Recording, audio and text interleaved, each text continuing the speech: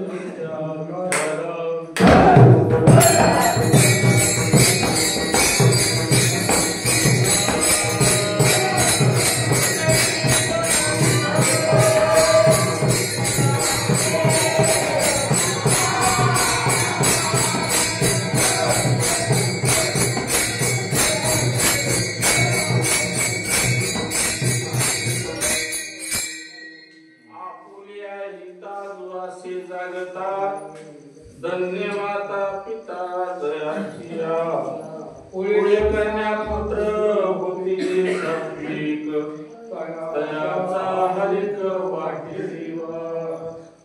प्रस्तुत आज बेंबळी गावामध्ये महाराष्ट्र ग्रामीण बँकेच्या वतीने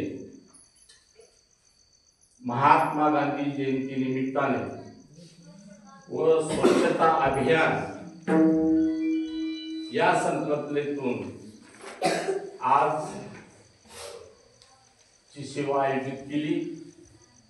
त्या सेवेसाठी घेतलेला अभंग जगद्गुरु श्री तुकोबाराया यांचा 4 चरणांचा उत्कृष्ट असा अभंग सेवेला घेतलेला आहे.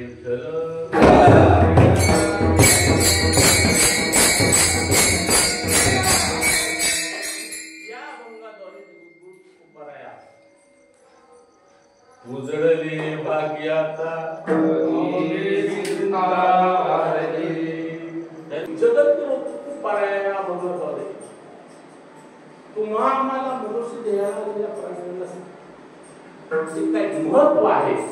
आपण जन्माला आलो, या जन्माचं कर्तव्य काय आहे हे या अभंगामध्ये प्रतिपादन करतात.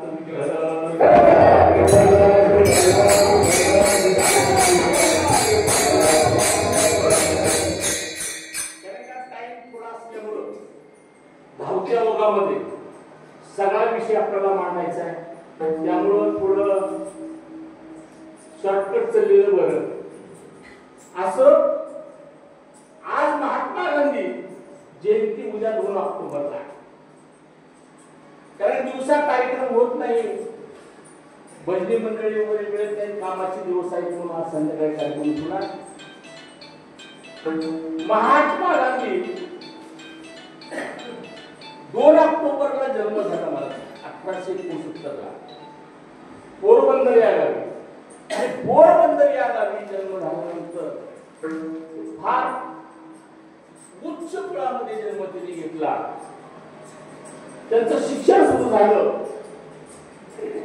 त्याला वकील व्हायचं होतं, तेव्हा त्यांनी बॅरिस्टर बनण्यासाठी इंग्लंडला गेले. इंग्लंडहून वकिलीची परीक्षा पास होऊन आले भारतात. नोकरी लागली त्यांना.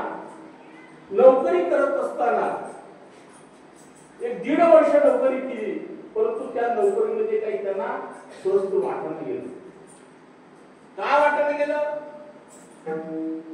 आपण एवढं ऐश्वर्य भोगत असतो, परंतु सर्वसामान्य माणसाला ऐश्वर्य भोगता येत नाही. काय येत नाही? गरीब वर्ग आहे, आणि तो गरीब वर्ग त्यांना खायला भाकरी नाही, अंगाला वस्त्र नाही, राहण्यासाठी निवारा नाही. याच्यासाठी आपण काहीतरी चळवळ करायला पाहिजे. त्यावेळेस महात्मा गांधीच्या लक्षात आलं, आणि लक्षात आल्यानंतर आपल्या नोकरीचा राजीनामा दिला आणि चळवळ उभा केली. चळवळ उभा केल्यानंतर त्यावेळेस सरकार दुसरेच होतं, बाहेर देशाची सत्ता होती, परंतु त्यावेळेस एक सत्याग्रह महात्मा गांधींनी केला, तो सत्याग्रह. आणि इंग्रजांना या देशामधून बाहेर चले जाऊची घोषणा महात्मा गांधींनी महाराज आणि त्यावेळेस सगळा हिंदुस्थान महात्मा गांधीच्या पाठीमागे सगळ्या जाती धर्मातील लोक आले. ते सगळे लोकांनी महात्मा गांधीला पाठिंबा दिला आणि चले जाऊची घोषणा केली आणि परकीय अतिक्रम ढकलून लावलं. आणि ढकलून लावल्यानंतर त्या ठिकाणी आपल्या हिंदुस्थानमध्ये भारतामध्ये भारत देशामध्ये जी गरिबी आहे ते गरिबी कशी दूर होईल, प्रत्येकाला निवारा कसा भेटेल, प्रत्येकाला वस्त्र कसं भेटेल, हा शोध केला. शोध करताना लक्षात आलं की याला सुद्धा आपण कुठंतरी झगडलं पाहिजे, न्याय मागितला पाहिजे. म्हणून त्यावेळेस महात्मा गांधींनी त्यावेळची सरकार, त्या सरकारला सुद्धा बंद केलं माणूस. आणि शेवटी निर्णय घेतला, काही सरकारने गोरगरिबासाठी काही नाही केलं, म्हणून महात्मा गांधींनी स्वतःचा त्याग केला. त्याग असा केला की माझ्या सर्वसामान्य हिंदुस्थानमधील लोकांना वस्त्र मिळत नाही, अन्न खायला भेटत नाही, राहण्यासाठी झोपडी नाही, मग मी अशा उच्च घरामध्ये कसा राहू, अंगावरती कपडे कसे घालू? म्हणून महात्मा गांधी महाराज त्यावेळेस आपल्या अंगावर कपडा घ्यायचं नाही असं ठरवलं आणि त्यांनी पंजाब काढलं. हा इतिहास तुम्हाला माहित आहे, पण आज सांगायची वेळ अशी आहे की उद्या त्यांचा जयंती आहे. त्या जयंती निमित्तानं महात्मा गांधीनं अंगावरती पंजाब बांधला, अंगावरती वस्त्र घातलं नाही. ते गरीब नव्हते, पण जोपर्यंत माझ्या हिंदुस्थानातल्या सर्वसामान्य माणसाला अंगावरती कपडा मिळत नाही, खायला अन्न व्यवस्थित मिळत नाही, राहायला घर मिळत नाही, तोपर्यंत मी अंगावर कपडा घालणार नाही अशी प्रतिज्ञा केली. ते प्रतिज्ञा कारण का माणसाची प्रतिज्ञा आहे. महात्मा गांधी त्यांना एवढी महाराष्ट्रामध्येच नाही तर भारत देशामध्ये त्यांच्याबद्दल आपुलकी वाटली मला की आज देशाचं नेतृत्व करणारे महात्मा गांधी. कारण का आपल्या प्रत्येक पैशावर महात्मा गांधीचा फोटो आहे, कुणाचा फोटो लागत नाही. कारण का संत आणि कार्यकर्ते जे असतात, कार्यकर्त्यामध्ये कार्य करणारे आणि कार्यकर्त्यावर घाला घालणारे अशा दोन प्रकारचे कार्यकर्ते असतात. त्याच्यापैकी एक महात्मा गांधी त्यावेळेची साधू. त्यांनी विचार केला की आपण आता इथं पोरबंदरमध्येच थांबलं पाहिजे तर सगळ्या हिंदुस्थानमध्ये लढा सुरू केला पाहिजे.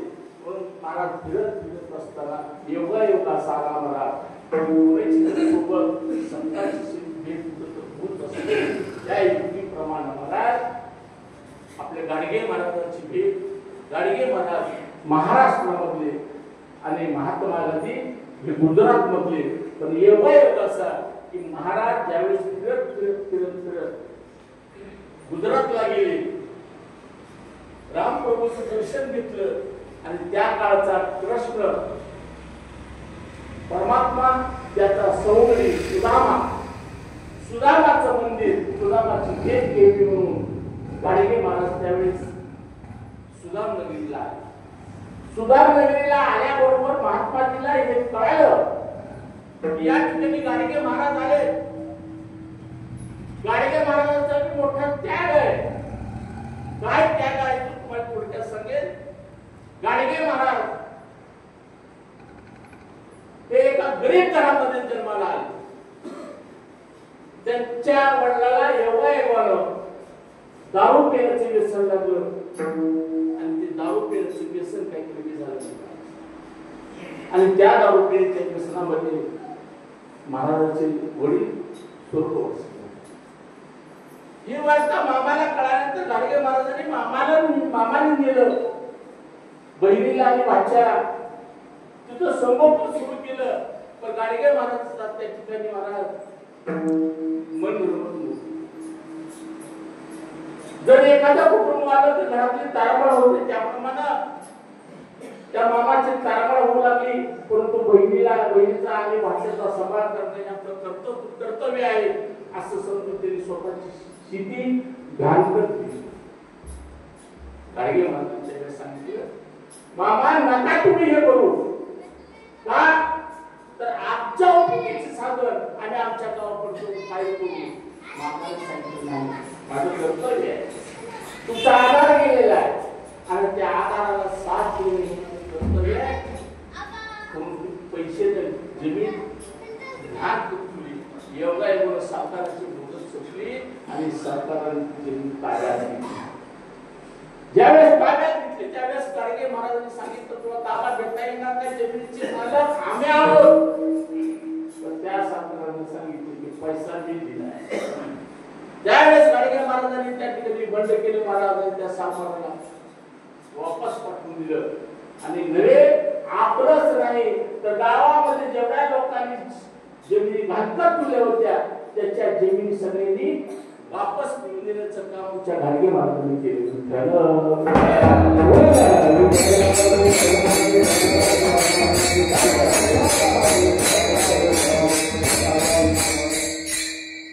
काम केल्यानंतर मात्र घाडगे महाराजांचं वय वाढत होतं. लग्न झालं, संसार सुखाचा होऊ लागला, परंतु काळाला काय मिळवलं नाही. मुलगा एक झाला, पण तो मुलगा वारला. त्यांच्याकडे पद्धत होती, मुलगा वारल्यानंतर दिवसाच्या टायमाला बलिदान द्यायचं. गाडगे महाराजांनी सांगितलं नाही, माझा मुलगा गेला त्याचं बलिदान झालं, परंतु ह्या पशु प्राण्याचं मी बलिदान होऊ देणार नाही. गाडगे महाराज आणि त्या दिवशी गाडगे महाराजांनी आपल्या मुलाच्या दहावीला गोड जेवणाचा कार्यक्रम पहिला केला आणि तो गुरु संन्यास घेतला. आजपर्यंत मी माझ्या प्रपंचात रमलो, माझ्या मामाने माझा सांभाळ केला, मी इथे येऊन थांबलो, पण त्याचा काही उपयोग झाला नाही. तेव्हा आता काही देश सेवा करावी आज माझ्यावर संकट आलं, माझ्या मामावर संकट आलं, हे सगळ्या जगावर सगळं संकट आहे असं गाडगे महाराजांनी ओळखून गाव सोडलं. गाव सोडलं आणि गाडगे महाराजांचा सुद्धा हेतू तोच होता की प्रत्येक व्यक्तीला अन्न, वस्त्र आणि निवारा हा मिळणारच पाहिजे. हे गाडगे महाराज होतं. त्याप्रमाणे गाडगे महाराज रामेश्वराला गेले. रामेश्वर कृष्ण सुदाम देवाच्या स्थळी येणार असं समजल्यानंतर मला त्या ठिकाणी महात्मा गांधी त्यांना भेटायला गेले. महात्मा गांधीची आणि त्यांची भेट झाली. जवळजवळ इतिहास समजून जातोय 8 तास चर्चा होती की या देशामध्ये ह्या गोरगरिबासाठी आपण काय करावं लागेल. परंतु गाडगे महाराजांनी सांगितलं, महाराज तुम्ही तुमच्या परीने लढा, मी माझ्या परीने कार्य करेन. असं शेवटी फायनल ठरलं आणि गाडगे महाराज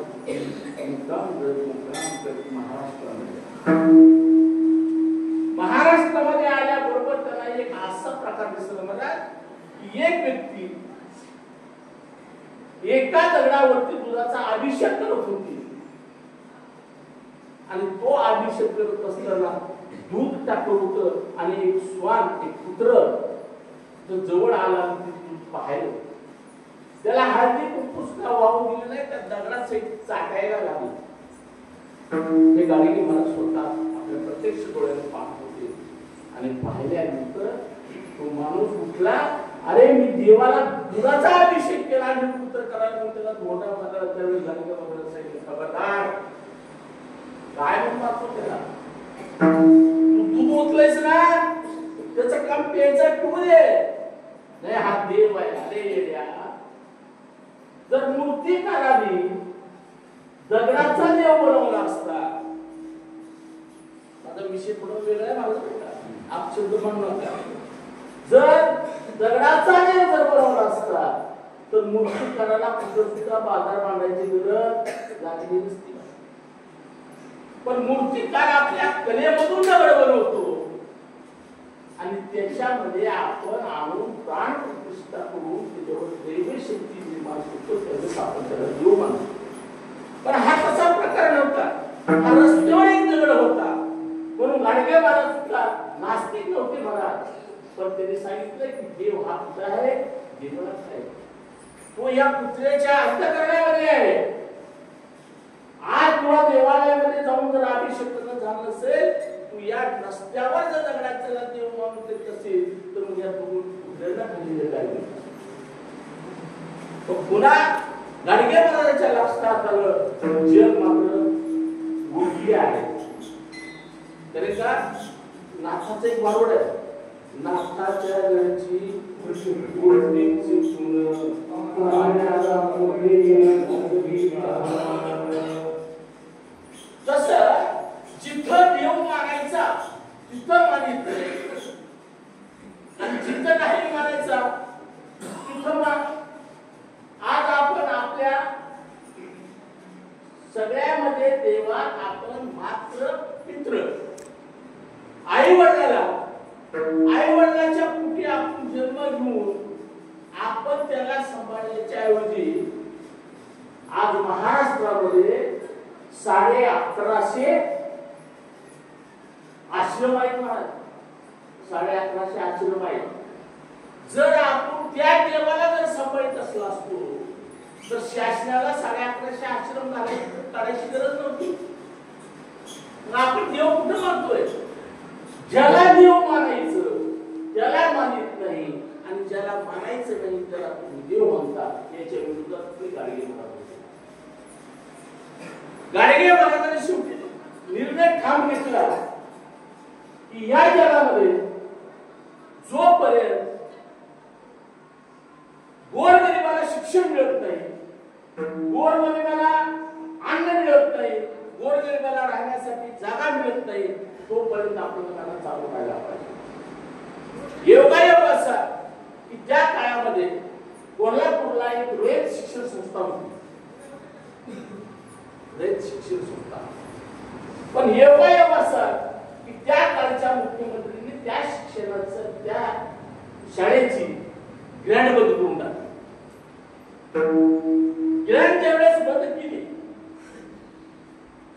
त्यावेळेस त्याचा नाटला चला शिक्षक लोक म्हणजे आम्हाला पगार दिला तर आम्ही शिकू, नाही तर आम्ही पाहिजे तुझं काय करतो मग शिक्षक निघून चालले. ही वार्ता त्या अध्यक्षांनी गाडगे महाराजांनी विचार केला. त्या हजारो विद्यार्थी शिक्षण संस्थेमध्ये शिकत आहेत आणि ती जर संस्था बंद पडली तर माझी सगळी लेकरं अनाथ होती. म्हणून त्यांनी महाराष्ट्राच्या मुख्यमंत्र्याला जॉब जाऊन मुंबईला विचारला, तुम्ही रयत शिक्षण संस्थेचं काय अगोदर बंद केलं? शास्त्राला अरे हे सगळी लोक भिकायला लागल्यानंतर कळत तुम्हाला ज्याप्रमाणे आता पाऊस नव्हता पण पाऊस जो पडला तो शेतकऱ्याचा हानिकारक पडला. शेतकऱ्याचं नशीब आहे, राजा आहे शेतकरी. पण ज्यावेळेस पाऊस पडला त्यावेळेस सरकारने आपल्या 8500 अनुदान वितरित केले.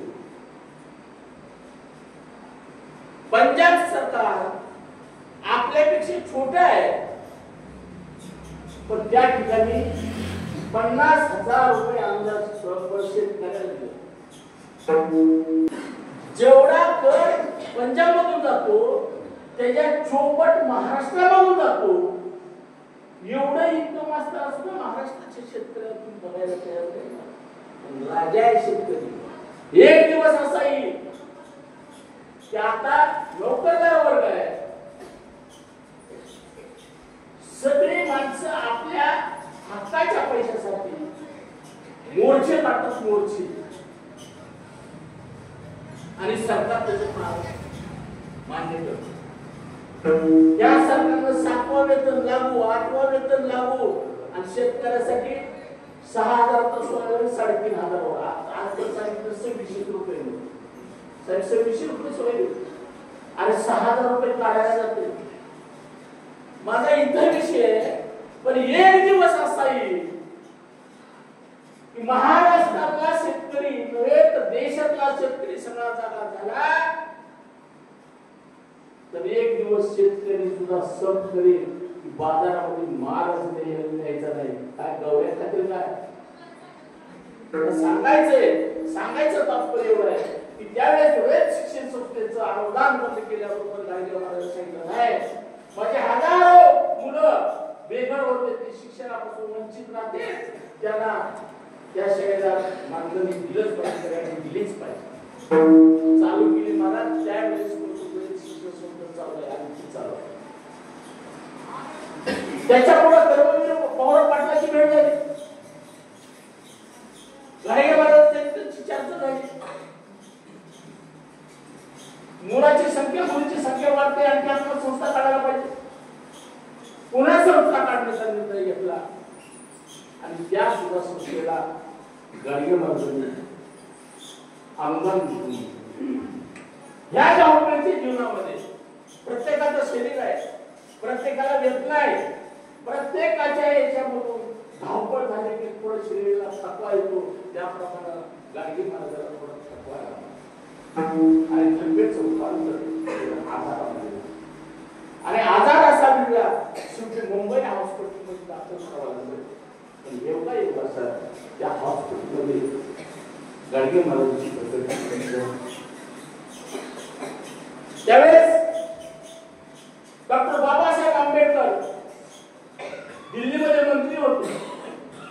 काही कामानिमित्तानं मुंबईमध्ये आले आणि मुंबईमध्ये आले आणि उद्या सकाळी त्याला मीटिंगला जायचं होतं दिल्लीला. ती बॅग भरत होते.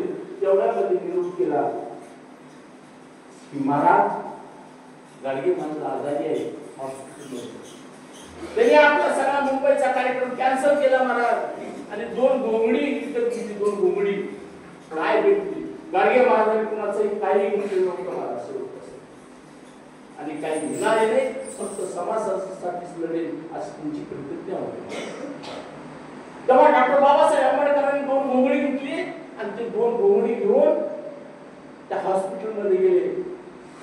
त्या हॉस्पिटलमध्ये गेल्याबरोबर गाडगे महाराजांनी डॉक्टर बाबासाहेब आंबेडकरांना हात जोडले. महाराज तुमच्या पाठीमागे देशाचा कारभार आहे आणि माझ्यासारख्या एकट्यासाठी तुम्ही चाला तुम्ही जा. डॉक्टर बाबासाहेब बोलत होते पण महाराज मात्र ते ऐकून घ्यायच्या परिस्थितीत तुम्ही इथं थांबू नका. देशाचा कारभार तुम्ही बघायचं. डॉक्टर बाबासाहेब आंबेडकरांना सुरुवातीला निरोप दिला. ही गाडगे महाराजांची पराक्रम आहे. गाडगे महाराजांचं काय होतं. आपण आता आपला पोशाख वारकरी पोशाख धोतर शर्ट टोपी डाग सुद्धा पडू द्यायचा नाही. अशा परिस्थितीमध्ये आपण वागतो. परंतु गाडगे महाराजांचा तो पोशाख होता.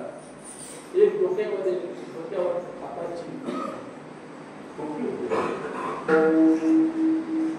हातामध्ये एका झाडा होता. एका हातामध्ये पुतळा होता. एका कानामध्ये पागडीची कडं घातलेलं होतं.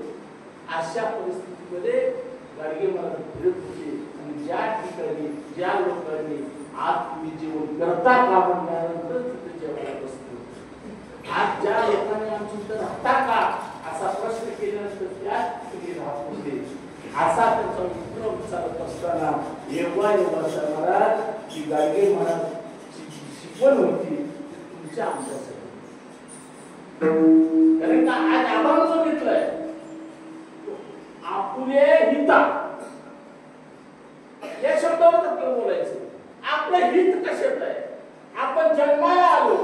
आपण जन्माला आलो म्हणजे आपण नेमकं करायचंय काय. आपण संसार लावून घेतला. हा संसार मारत आपल्याकडे नाही. हा संसार कशात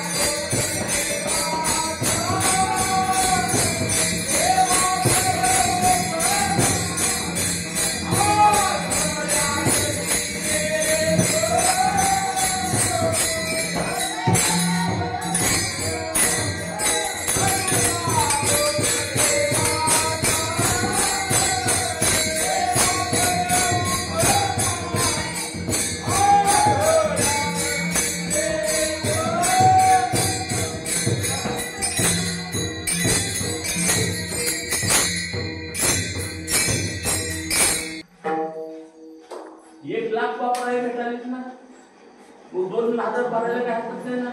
पण भरायची मनस्थिती नाही का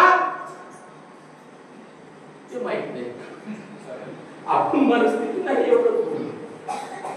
पण या माध्यमाला सांगायचंय की अनेक ह्या महाराष्ट्र ग्रामीण बँकेच्या सवलती आहेत.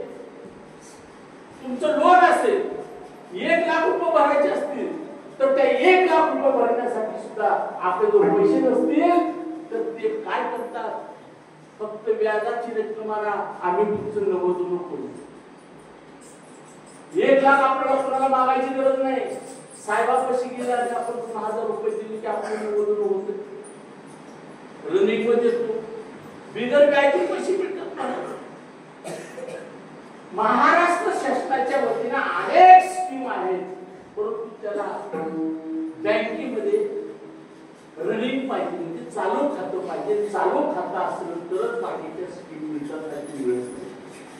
तर मी माझं 2 वर्षापूर्वी हायकोर्टला बळबळीने पैसे भरायला होते. पण या वेळेला असं म्हणा पैसे भरले आणि कल माफ झाले. आणि मग असं मला सांगायचं तात्पर्य की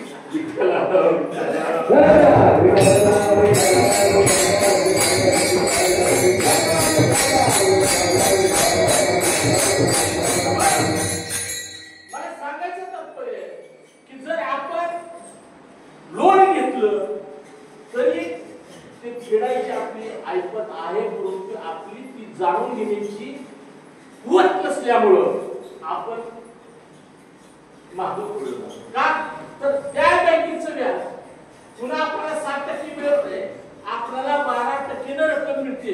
12% रक्कम मिळते आणि त्या 12% जर आपण 1 वर्षाला जर पेंडिंग केलं तर त्याला चक्रवाढ लागला म्हणजे आपण किती लॉस साठी जातो. 1,00,000चं 1,50,000 व्हायला 2 वर्ष लागत नाही मला. पुन्हा 2,00,000 1,50,000 भरायचे. त्यासाठी या कार्यक्रमाद्वारे महाराष्ट्र ग्रामीण बँकेचं जनजागृती हेच आहे की प्रत्येक शेतकऱ्यानं आपलं कर्ज नियमित परतफेड करा.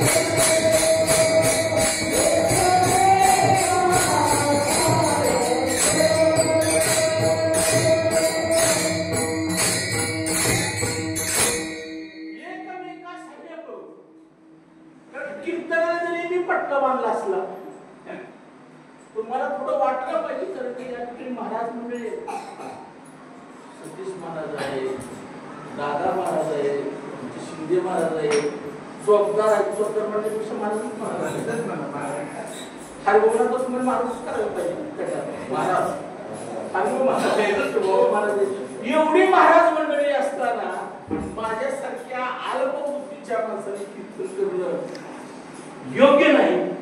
मी तर म्हणलं होतं दोन्ही जोडीला असं. मला सांगायचं तात्पर्य की मी जरी कीर्तनाला या ठिकाणी उभा राहिलो तर साही हे तुम्हाला मृतांच्या देवाला किती वेळा मी गणपत वस्तू कीर्तन होते होत नाही. मला साह्याच लागते सही असल्याशिवाय होत नाही. तसं आपण सुद्धा आपल्या गावामधल्या दिशीची व्यान पळून गेली, निघून गेली का बिंबडीमध्ये बांधणारे लोक पैसे करीत नाही म्हणून.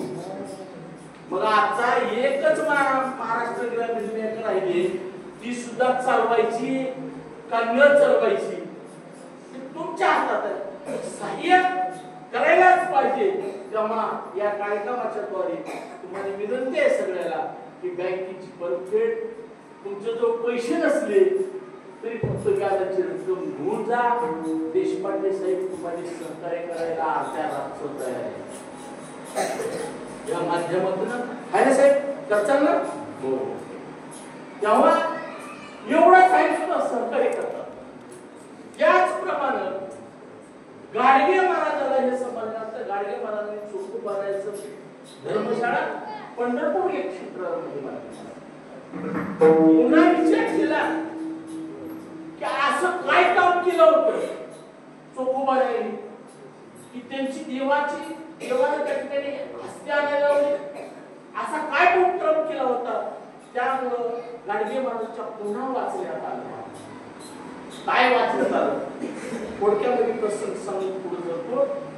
विषय असा आहे की चोखोबारायांची मंडळी डिलिव्हरी होण्यासाठी दिवस गेले.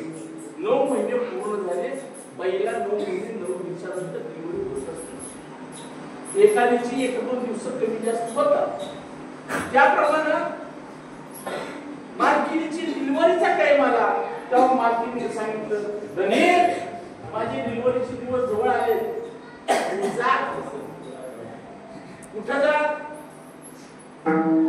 बहिणीकडे जा आणि बहिणीला घेऊन या. आणि बहिणीला घेऊन या म्हटल्यानंतर चोखोबारायांनी आज्ञा मान्य केली आणि 2 भाकरी पाठशी बांधल्याने दिले. चोखोबाराया जात असताना वाटण्यामध्ये मुक्काम करत असताना एका गावामध्ये मुक्काम पडला आणि त्या ठिकाणी एवढा असा की शब्दाचा दुसरा दिवस होता. चोखोबाराया त्या सत्तेमध्ये गुंतले महाराज. त्यांना भानच राहिलं नाही आपण कशासाठी आलोय हे भान राहिले नाही. चोखोबाराया सत्तेमध्ये सामील झाले. 8 दिवसाचा सप्ताह त्यांनी 6 दिवस आनंद घेतला, 7वा दिवस आनंद घेतला.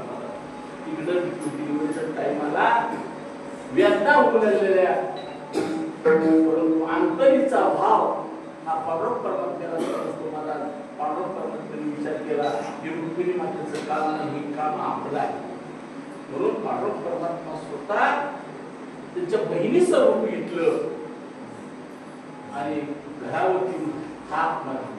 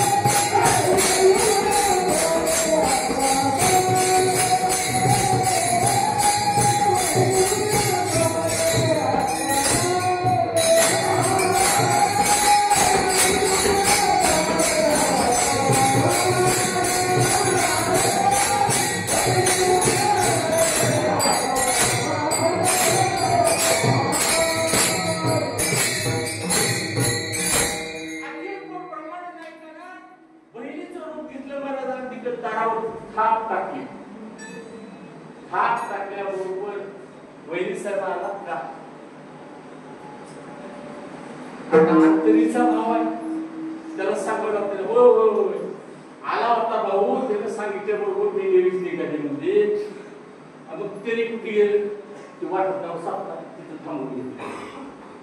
महाराज तिकडं चोखोबाराला तो सप्ताह पार पडला की माझ्या वडील सांगितलं तिथे या. माझ्या वडील शिवाजीला गेलं, शिवाजीला उत्तरप्रदेशला गेलं, वाड्याला गेलं, असे सगळंच करीत बसले मला.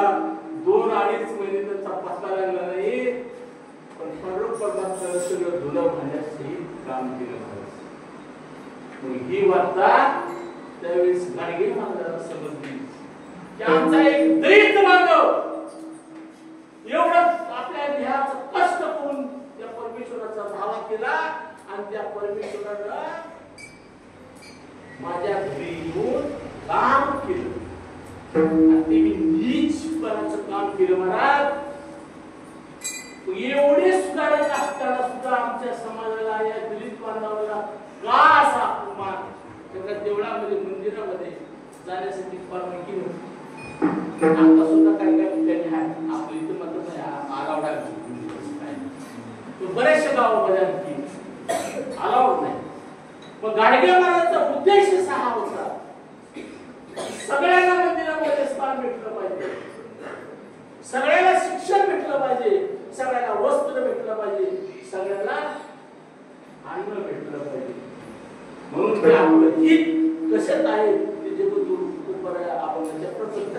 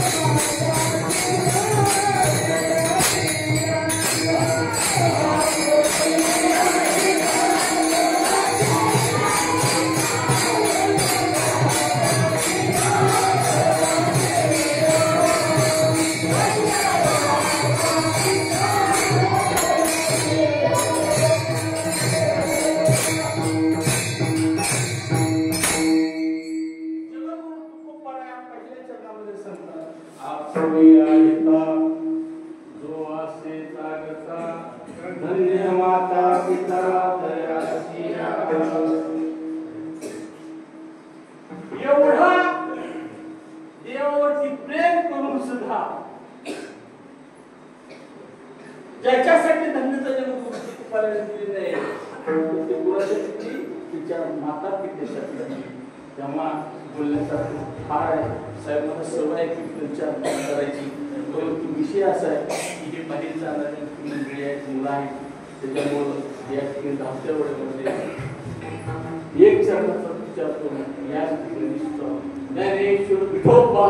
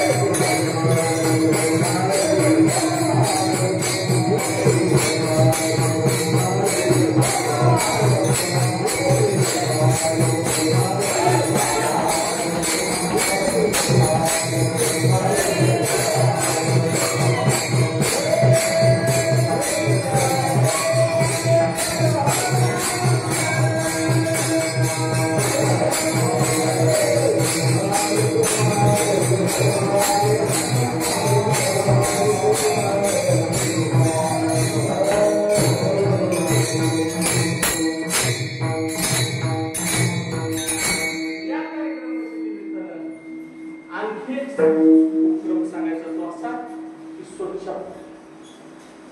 कारण का आपल्या गावामध्ये ग्रामपंचायतीनं गाडा ठेवला, गाडा ही गाडी ठेवली ना, घातल्या गाडी आपल्या घरातलं सगळं झाडून काढलेला केर कचरा आपल्या दारामध्ये गाडी प्रत्येक झोपडीवर प्रत्येक गावामध्ये गल्ली फिरते, तेव्हा तो कचरा त्या धुंडा गाडीत टाकावा, हे स्वच्छता अभियानाचे काम आहे. आपल्याला कुठे निवडून टाकायचं नाही, गाडी दारात तिथं आल्यावर टाकायचं आहे.